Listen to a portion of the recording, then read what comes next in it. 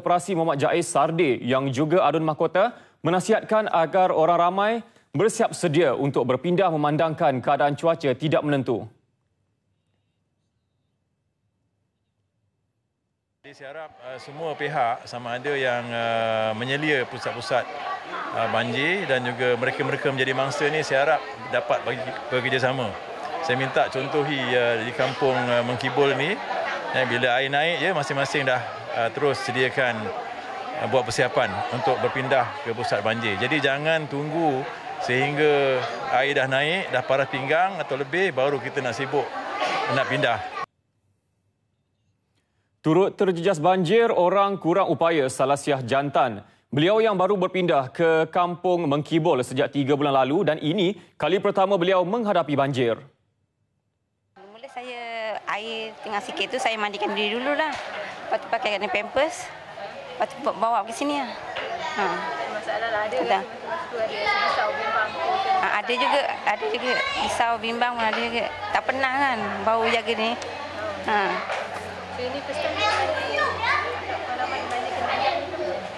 Tak, dah banyak kali lah tapi tak pernah dengan ni adik ni.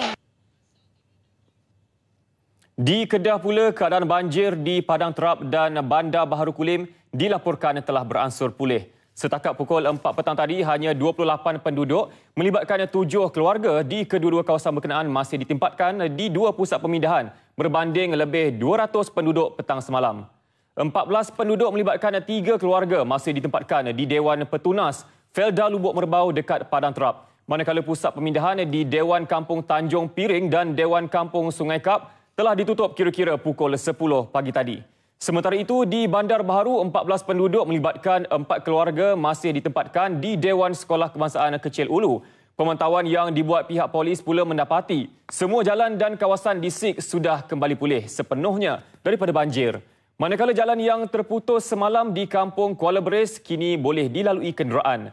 Majlis Keselamatan Negara MKN Kedah menjangkakan kesemua penduduk dijangka dibenarkan pulang ke rumah masing-masing lewat petang tadi. Suruhanjaya Komunikasi dan Multimedia Malaysia SKMM meminta orang ramai supaya tidak menyebarkan laporan-laporan palsu dan tidak sah mengenai banjir yang melanda beberapa negeri ketika ini.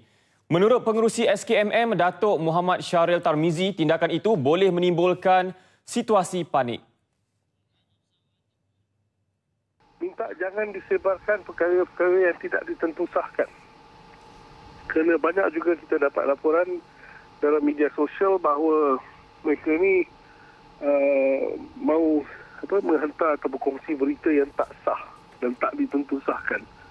Ini juga menyukarkan dan menyulitkan keadaan. Jadi tolong kalau boleh jangan sebarkan berita-berita yang tak disahkan.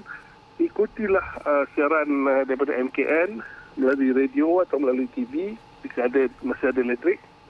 Dengarlah radio dan ikuti siaran-siaran makluman yang sahih. Jelas beliau, SKMM turut mengambil langkah alternatif dengan menyediakan lebih 100 set generator ke lokasi terjejas banjir. Dalam pada itu, orang ramai dinasihatkan mengurangkan penggunaan telefon semasa banjir terutama di kawasan terlibat bagi mengelak gangguan perkhidmatan. Beliau berkata demikian ketika dihubungi RTM. Angin kencang dan laut bergelora kategori kedua dijangka berterusan di perairan Kelantan, Terengganu, Pahang dan Timur Johor sehingga esok. Menurut kenyataan Jabatan Meteorologi Malaysia hari ini, angin kencang timur laut dengan kelajuan 50 hingga 60 km sejam dan ombak mencapai ketinggian sehingga 4.5 meter adalah berbahaya kepada semua aktiviti pantai dan perkapalan termasuk perkhidmatan feri. Keadaan sama turut dijangka berlaku di perairan Reef North, layang-layang Palawan, Samoy dan Tiemuan. Selain itu, kawasan pantai di Kelantan, Terengganu dan Pahang terdedah kepada kejadian kenaikan paras air laut. Baik, sekian saja untuk masa ini. Kita berjumpa lagi 1 jam dari sekarang dalam Semasa 11.